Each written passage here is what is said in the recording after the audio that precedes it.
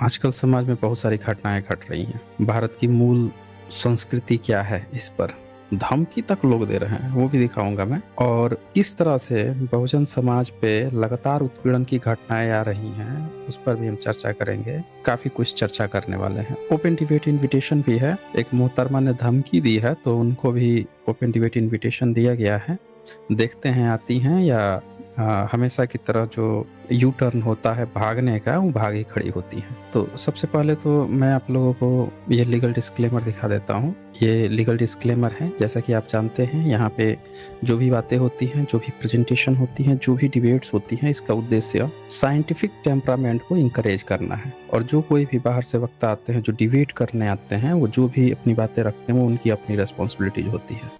नमो बुद्धाय साथियों, स्वागत है आपका सम्यक कल्चर चैनल पर। कभी कभी सच बोलने की कीमत बहुत भारी पड़ती है और आज उसी सच की वजह से साइंस जर्नी को मिली है धमकी। लेकिन सवाल ये है क्यों डरते हैं लोग साइंस जर्नी से? क्यों कांपने लगते हैं वो चेहरे जब साइंस जर्नी किसी झूठ को सच के आईने में दिखा देता है? हर बार जब साइंस जर्नी ने किसी झूठ का पर्दाफाश किया तो किसी न किसी को सच्चाई चुभ गई और अब धमकी देकर चुप कराने की कोशिश की जा रही है। लेकिन ये भूल गए, साइंस जर्नी कोई डरने वाला नाम नहीं है। ये वो आवाज़ है जो विज्ञान, तर्क और सच्चाई की बात करता है, जिसे दबाना अब नामुमकिन है। हम सम्यक कल्चर की ओर से कहना चाहते हैं, सच्चाई को धमकियों से नहीं दबाया जा सकता। जो सच बोलता है वही इतिहास बदलता है और साइंस जर्नी उस बदलाव का प्रतीक है। तो अब वक्त है सच्चाई के साथ खड़े होने का। कमेंट में लिखो, I stand with science journey. और अगर आप भी सच के रास्ते पे चलना चाहते हैं तो सम्यक कल्चर को सब्सक्राइब करें, क्योंकि यहाँ हम सिर्फ बोलते नहीं है, सच दिखाते हैं। बुद्ध ने कभी किसी धर्म को छोटा नहीं कहा। उन्होंने कहा अज्ञानता ही दुख का कारण है।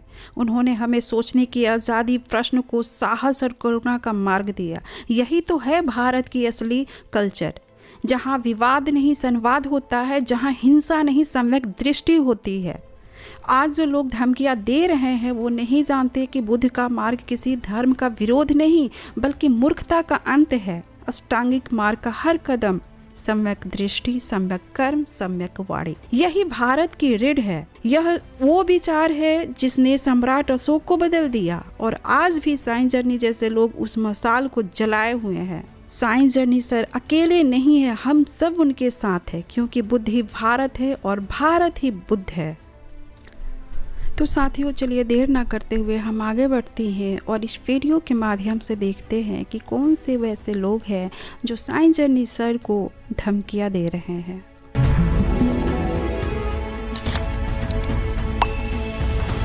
देखिए, ये बड़ा एक खूबसूरत पोस्ट किया है राहुल जी ने। एक बड़ा अच्छा सा पोस्ट किया है, इसको मैं आप लोगों को दिखाता हूँ। जो हम चर्चा कर रहे हैं कि भारत का मूल कल्चर क्या है, और इस पर जो तथाकथित कपूड़ी लोग हैं, इन कपूड़ियों का क्या है कि व्हाट्सएप कपूड़ कहीं से भी हाँक देते हैं कि ये कल्चर था, वो कल्चर था, कहीं भी कुछ भी उठा के।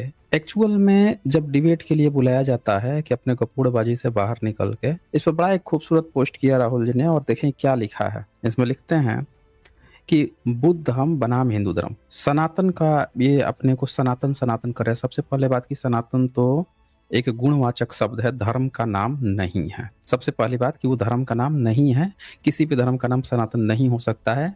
और जो मूर्ख बेवकूफ़ अपने को कहता है कि हमारे धर्म का नाम सनातन है, वो अनपढ़ है, गंवार है, हो सकता है कभी स्कूल गया ही नहीं हो। समझ रहे हैं ना? एकदम निपढ़, मूर्ख, अनपढ़। तो अनपढ़ लोगों को भी इससे ज़्यादा अकल होगी। खास बात क्या है, जो नहीं पढ़े लिखे हैं लेकिन जो अच्छे लोगों के बीच में रहते हैं, जानकारी रखते हैं, उनको भी ज्ञान होगा। लेकिन ये ऐसे ढपोरे हैं जो पता नहीं कौन से महफिल में रहते हैं, किनको गुणवाचक, एडजेक्टिव और नाउन में फ़र्क ही नहीं पता। तो ये यहाँ पे पहलू क्या है, बुद्ध धर्म और हिंदू धर्म। क्या लिखते हैं, पहला नियम, प्रिंसिपल। बुद्ध धर्म क्या है, तो 4 आर्य सत्य, अष्टांगिक मार्ग है, 5 शील है, अहिंसा, करुणा, सत्यशील, कभी नहीं बदलते। ये कभी नहीं बदलते, हमेशा जब से हैं तब से हैं। और इनका तथाकथित जो हिंदू धर्म बनाए हैं, इसमें वेद, वर्ण, आश्रम, कर्मफल, देव भक्ति, अलग अलग तरह की, जिसको देखो वही आके अलग अलग गपोड़ देता है। इनको खुद ही नहीं पता है कि उसका क्या मतलब है। इनके जितने किताब उठाएँगे उतनी तरह की व्याख्या, वो कहेगा वो मिलावट कर गया, फिर जब फँस जाएँगे तो कहेगा कि अंग्रेज मिला दिया, फिर कहेगा मुगल मिला दिया, फिर कहेगा कोई ब्राह्मण मिला दिया, फिर कहेगा सारे ब्राह्मण नहीं है, फिर कहेगा कम्युनिस्ट ब्राह्मण मिला दिया। पता नहीं तरह-तरह के कपोड़े छानने लगेंगे, यानी इनका कुछ भी नहीं है परफेक्ट। परफेक्ट तो छोड़ दीजिए, इनका कुछ है ही नहीं, खुद ही कन्फ्यूज़ हैं, क्या परोस रहे हैं। तो सनातन तो हो ही नहीं सकते, सनातन का मतलब है जो जब से बना है, जब से आ रहा है तब से वैसे ही है। दूसरा परंपरा, प्रैक्टिस। तो प्रैक्टिस में क्या होता है कि बुद्धिज़्म में जो मेडिटेशन है, आज भी वही मेडिटेशन है। उनके विहार बनते थे, आज भी वही हैं। जो सूत्र पठन है वही है, उपोषण, धम्मचक्र, प्रवर्तन, जो भी चीज़ है एज़ इट इज़ है, इनका कुछ नहीं है। प्राचीन काल में कहेंगे कि हमारे यहाँ यज्ञ हवन होता था, यज्ञ हवन के सबूत नहीं मिले। फिर बोलेंगे इनके यहाँ मंदिर मूर्ति पूजा नहीं है, फिर ये मूर्ति पूजा में घुस गए। मूर्ति सारी की सारी जो है बुद्ध की है। व्रत उपवास पे इनका खुद है, इनका उसमें किताब में लिखता है, इनका पराशर स्मृति से लेकर स्मृतियाँ कह रही हैं कि औरतों को किसी पति के अलावा किसी की पूजा पाठ नहीं करना है। इनकी औरतें घूम-घूम के पूजा कर रही हैं, अलग-अलग बाबा-डाबा पता नहीं कितने रोज़-रोज़ माइयाँ बन रही हैं। हुँ। तो इनका कुछ भी नहीं है। त्योहार इनको खुद ही क्लियर नहीं है कि त्योहार का असली कारण क्या है। इनका अपना कोई कैलेंडर नहीं है, किसी का भी उठा के चले जाते हैं, कहीं पे भी कुछ भी करने के लिए बाज़ार में पहुँच जाएँगे इधर-उधर, जाति संस्कार। तो ये भी अलग है, इनका वेरिएशन है। अब पहले भी नहीं था, आज भी बदल गया है। जबकि बुद्धिज़्म में जब से चला आ रहा है तब से सारी चीज़ें वैसे ही चली आ रही हैं। बदलाव, परंपराएँ अलग-अलग देशों में बदल सकती हैं। अलग-अलग देश में चूँकि वहाँ का लोकल से कॉन्टैक्ट होती है तो वहाँ की कुछ-कुछ चीज़ें आ सकती हैं। जैसे थाई, श्रीलंका, जापान, धम्म में शैली थोड़ी अलग हो सकती है, लेकिन नियम जो हैं बुद्धिज़्म के सब चीज़ वही रहेंगे। और इनका क्या है, नियम भी बदल जाता है, परंपरा बदल जाता। बहुत सारे तो अंग्रेज़ों ने बैन लगा दिए इनके परंपराओं पे। ये इतनी घटिया-घटिया परंपरा ये डेवलप कर रखे थे कि अंग्रेज़ों को बैन लगाना पड़ गया, समझ रहे हैं? तो ये इनके हालात हो गए हैं। तो यज्ञ से भक्ति, जाति, नियम, ढोले, कपड़े अलग-अलग, क्षेत्रीय पूजा प सब इनका अलग है, कुछ भी है ही नहीं, कुछ नहीं सनातन नहीं है। फिर सनातनता, तो नियम इनके शाश्वत नियम है बुद्धिज़्म के, अहिंसा, करुणा, सार्वभौमिक सत्य है। इनके नियम ना शाश्वत है, ना परंपरा, ना समय, सब चीज़ बदल रहा है, हर पल बदल जाता है। अभी दयानंद सरस्वती आएगा, वो कहेगा कि शंकराचार्य को गाली देने लगेगा, फिर मैदर वुडसाइड को गाली देने लगेगा, वेदों के जितने भाष्यकार हैं सबको गाली, फिर कहेगा हम सही हैं। वो दूसरा आएगा, वो उसको गाली देने लगेगा। समझ रहे हैं ना? सब एक-दूसरे को गाली ही दे रहे हैं। फिर वो उठ के कहेगा कि वो वाला सही है, रामानंदी समाज सही है, रामानंदी वाला जो कहेगा कि नहीं वो सब पाखंडी है, वो कृष्ण वाला है, वो सब वो नहीं है। फिर राम वाला सही है, तो कृष्ण वाला सही है, तो पता नहीं किसमें, तो वैष्णव वाला सही है, तो शैव वाला सही है, तो शाक्त वाला, आपस में ही मारामारी है इनका। समझ रहे हैं? है ही नहीं कुछ। तो निष्कर्ष क्या है कि धम्म का सार ये ही सनातन है, जो कभी नहीं बदलता है, जैसा चला आ रहा है वैसा है। और ये जो तथाकथित हिंदू धर्म है, इनमें हर चीज़ बदल रही है, इनको खुद ही नहीं पता कि इनका किताब क्या है। लेके किताब आपको परोस देगा, जैसे पकड़ के दिखाइएगा अभी क्या लिखा है, तो कहेगा मिलावट हो गया। खुद ही उसका कुछ नहीं है। तो ये बड़ा खूबसूरत पोस्ट था। चलें अब सीधे मैं हमारे स्पेशल गेस्ट आ चुके हैं, उनको मैं सीधे जोड़ता हूँ। डॉक्टर विलास खरात जी, बहुत-बहुत स्वागत है आपका रैशनल वर्ल्ड पे। आपकी माइक म्यूट है। जी, धन्यवाद। धन्यवाद। मेरी आवाज़ आ रही है? आ रही है, क्लियर आ रही है। जी। मैं आपको सबसे पहले तो एक पोस्ट दिखाना चाहूँगा, एक अभी समाज में क्या चल रहा है, बीबीसी का ये रिपोर्टिंग है।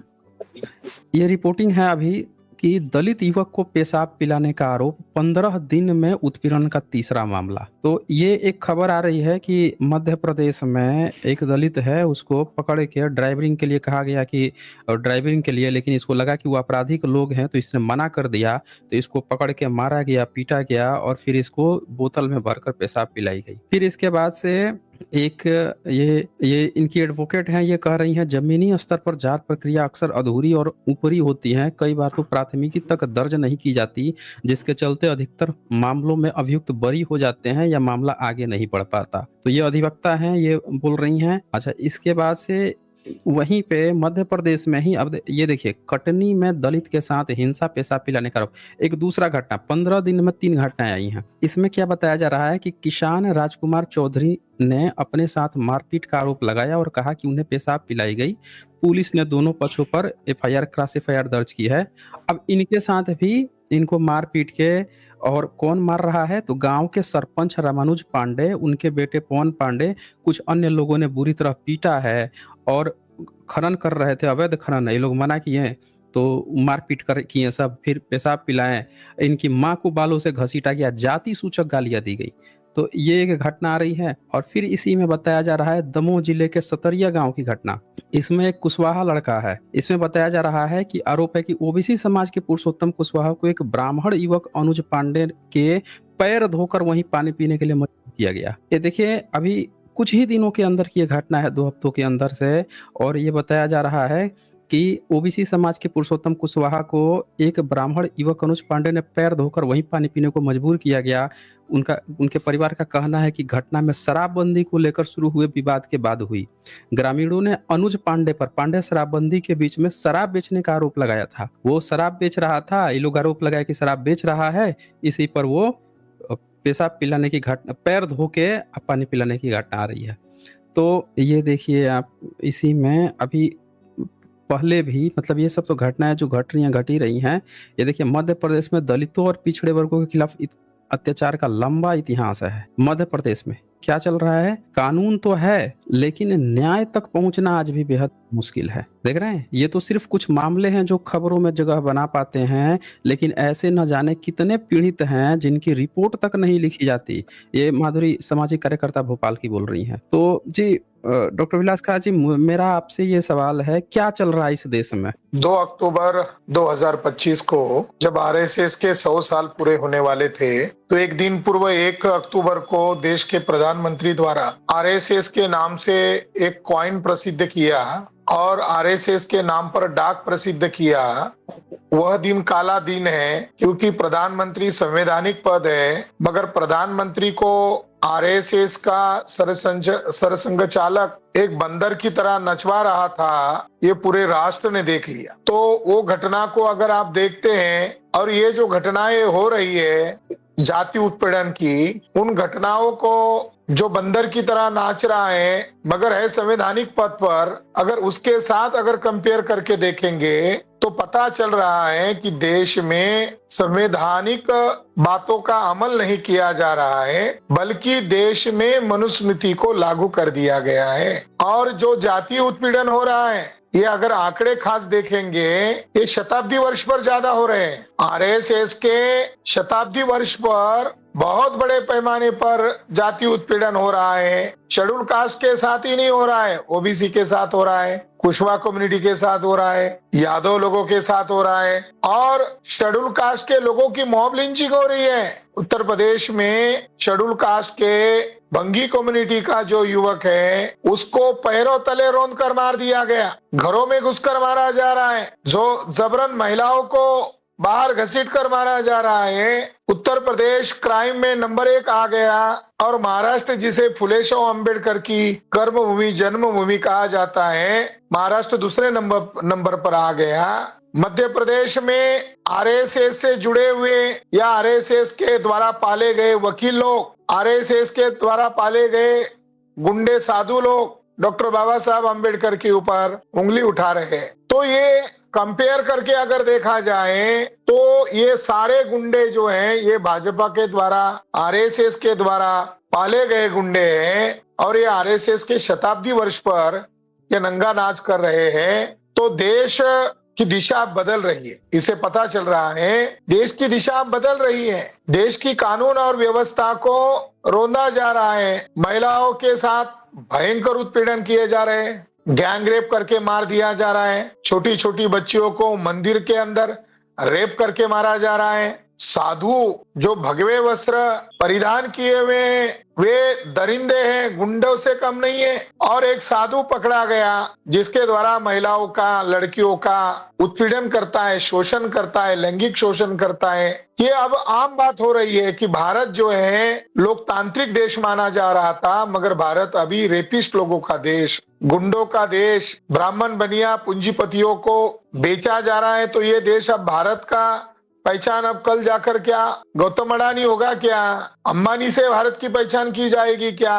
ये बहुत बड़ा सवाल है। मगर ये जो बहुजन लोग हैं, ये मार क्यों खा रहे हैं, ये पिटाई क्यों हो रही है इनकी? तो इनमें असंगठित भाव है, जातीय असंगठित स्वभाव का दुर्गुण है। अगर अहिरों की पिटाई होती है तो कुशवाहा को इतना दुख नहीं लगता, अगर धोबी की पिटाई होती है तो दूसरे जातियों को दुख नहीं लगता, अगर चमारों की पिटाई होती है तो दूसरे शेड्यूल कास्ट के जातियों को उतना दुख नहीं लगता। तो हम लोग जातियों में बटे हुए हैं, और जो लोग शोषण कर रहा है वो संगठित वर्ग है, और उन लोगों ने संसद हो, कार्यपालिका हो, न्यायपालिका हो, मीडिया पर इन लोगों ने नाजायज कब्जा किया है और डेमोक्रेसी का ये मिसयूज कर रहे हैं। ये असंगठित रूप से अटैकिंग नहीं चल रहा है, ये सोची समझी सुनियोजित प्लान के साथ चल रहा है और इसके पीछे आरएसएस और बीजेपी है।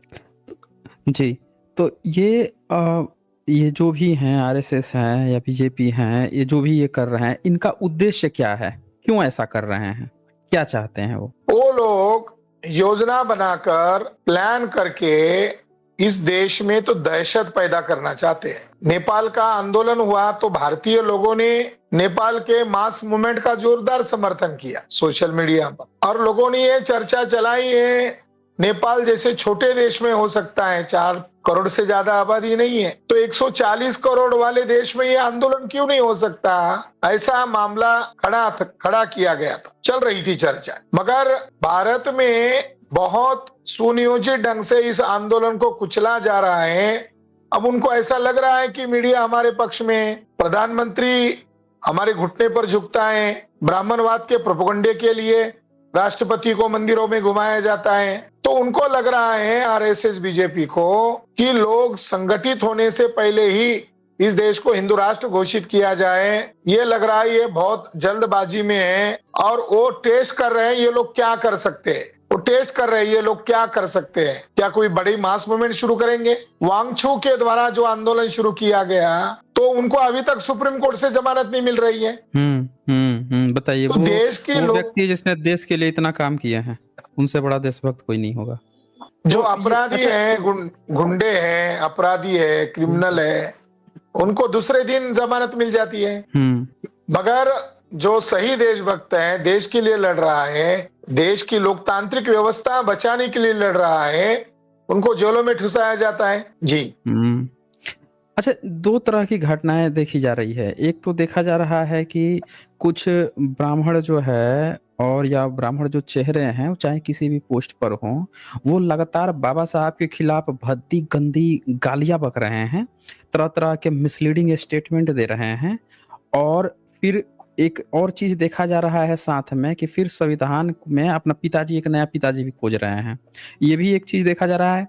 दूसरा चीज क्या देखा जा रहा है कि इधर जो दलित बच्चे हैं, ओबीसी बच्चे हैं, एससी एसटी ओबीसी बच्चे, इनको मारा जा रहा है, पीटा जा रहा है, पेशाब पिलाने की 2 तरह की घटनाएं चल रही हैं।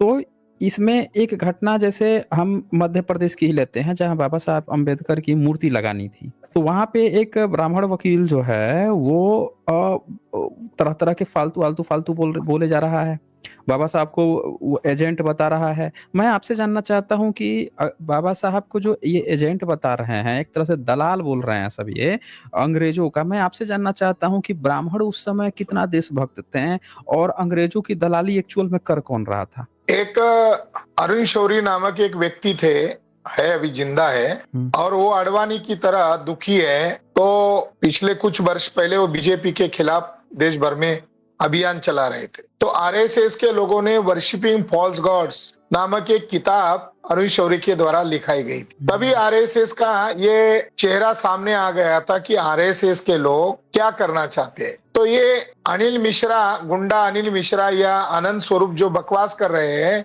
ये कोई नई थ्योरी नहीं है, ये उनकी पुरानी थ्योरी है। बाबा साहब आम्बेडकर कौन है, ये संविधान सभा ने मान्य किया है। और जो बीएन राव है, वो बीएन राव सरकारी नौकर थे, कारकुन थे, और वो विदेश यात्रा के भ्रमण कर रहे थे। और बाबा साहब आम्बेडकर को उस समय के ब्राह्मणवादी लोग संविधान सभा में चुनकर भी जाने नहीं देंगे, ऐसी धमकियां दे रहे थे। तो बाबा साहब आम्बेडकर वेस्ट बंगाल के खुलना, जसोर, फरीदपुर, बोरीसाल से चुनकर गए, क्योंकि उनका देशव्यापी संगठन था। किसकी मेहरबानी से नहीं गए, अपने संगठन के बलबूते पर गए। मगर ब्राह्मण लोग क्या कर रहे थे?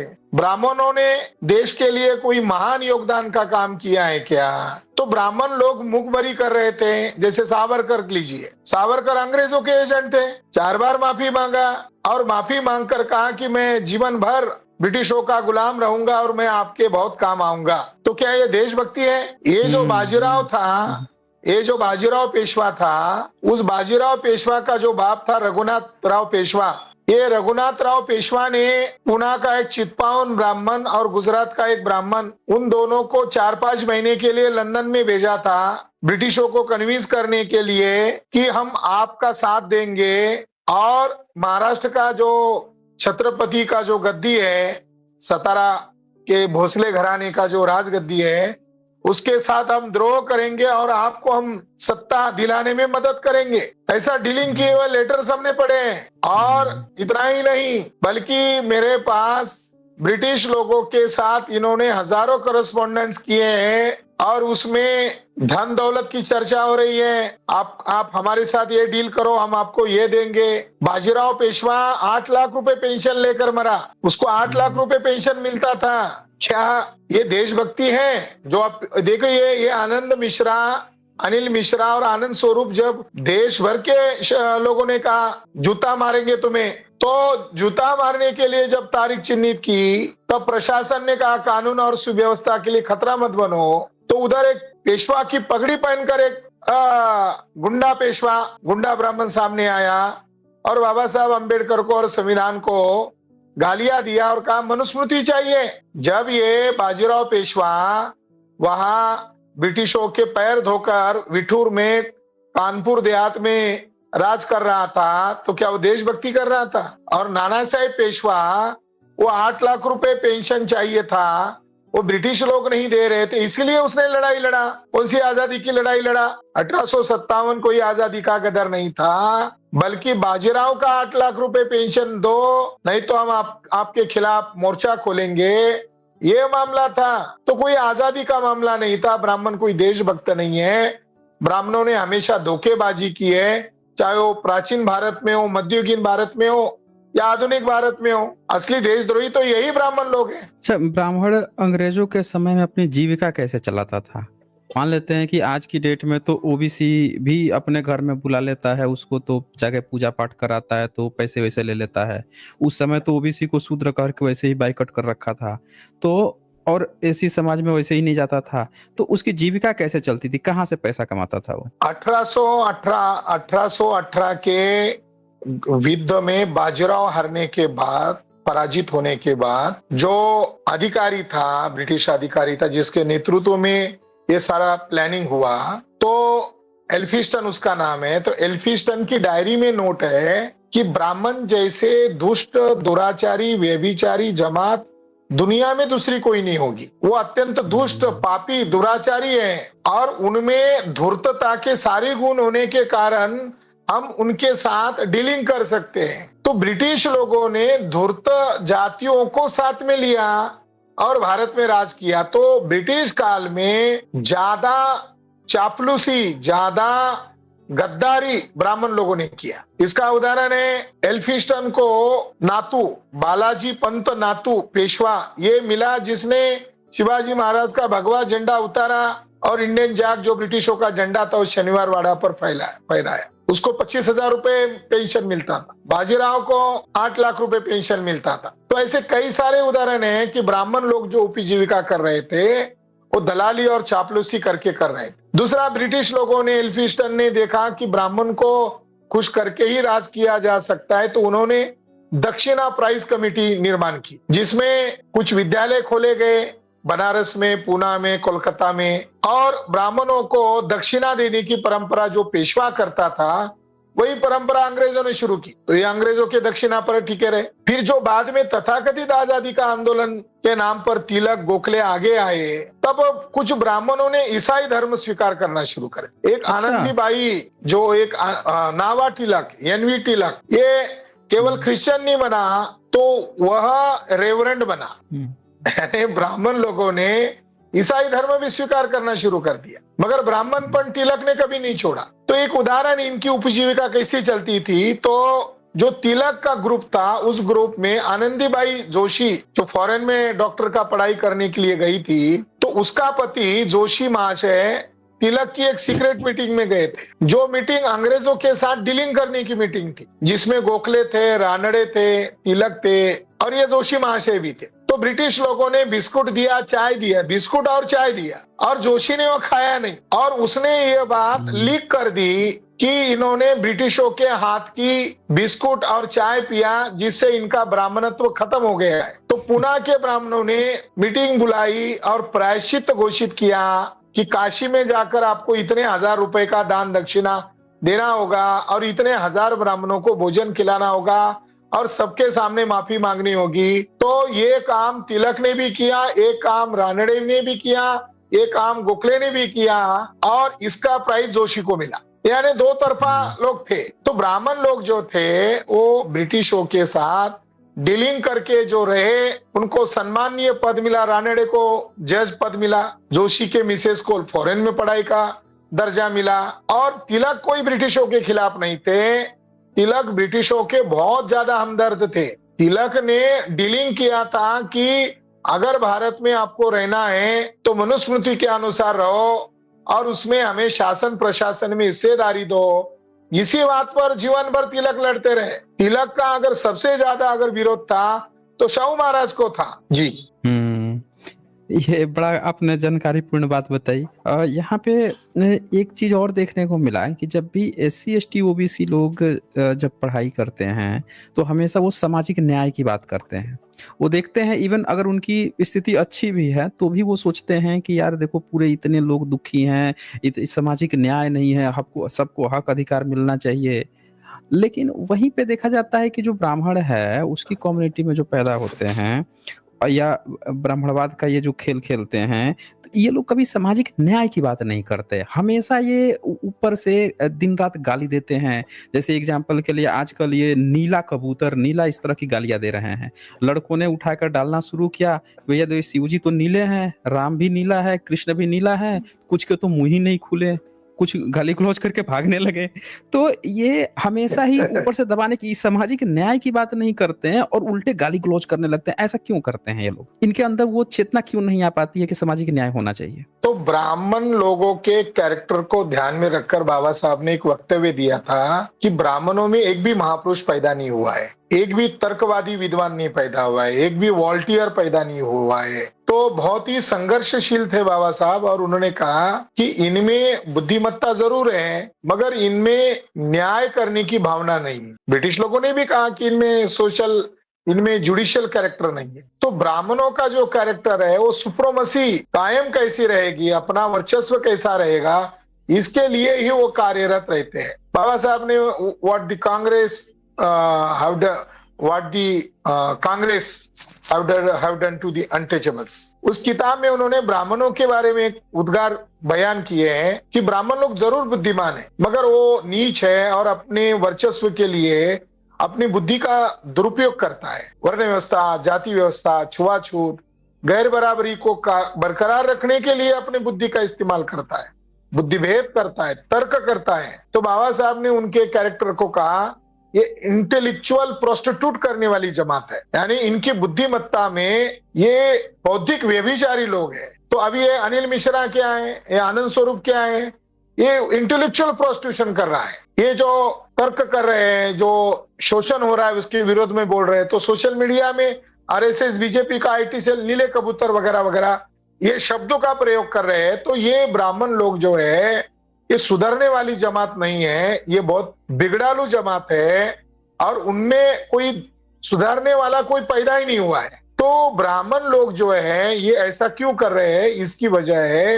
ये तो ये विदेशी जमात है, इसके कारण वो अभी से नहीं कर रहे हैं, बहुत प्राचीन काल से उन्होंने ये काम किया है, हत्याकांड किए हैं, सामूहिक नरसंहार किए हैं। अब उनके पास EVM की जो सत्ता है, नाजायज सत्ता है, वो नाजायज सत्ता से पगला गए हैं और उनको लगता है हम जितना दबा देंगे उतना हम मनुस्मृति का राज लाने में कामयाब होंगे।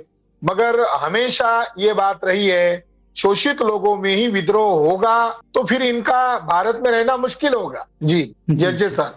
तो हाँ जी, तो ये जिस तरह से ये उत्पीड़न कर रहे हैं, फाइनली बहुजन समाज को क्या करना चाहिए इस समय, क्या स्टेप्स लेने चाहिए? बहुजन समाज में जो लीडरशिप है, जो बहुजन समाज में जो कद्दावर लीडर है, वो कहीं ना कहीं घुटने टेक चुके हैं, क्योंकि ब्राह्मणवादी विचारधारा को स्वीकार कर लोगे या अपने संगठन में ब्राह्मण को रखोगे या ब्राह्मणवादी आइडियोलॉजी को आधार बनाकर पार्टी या संगठन चलाएंगे तो बहुजन समाज ब्राह्मणवाद के खिलाफ कैसे उठ खड़ा होगा। युवा लोग इसका विरोध कर रहे हैं, युवाओं में भयंकर विद्रोह है। तो जो प्रस्तावित बहुजन समाज की लीडरशिप है, अभी उदाहरण के लिए मैं आपको बताता हूं, उदाहरण के लिए कि आहिर कम्युनिटी के लीडर माने जाते हैं अखिलेश यादव। उत्तर प्रदेश में अखिलेश यादव के कम्युनिटी के एक कथावाचक जो पेशे से शिक्षक थे, नौकरी चले जाने से कथावाचन शुरू किया और एक समूह बनाया, उनको पीटा, रात भर पीटा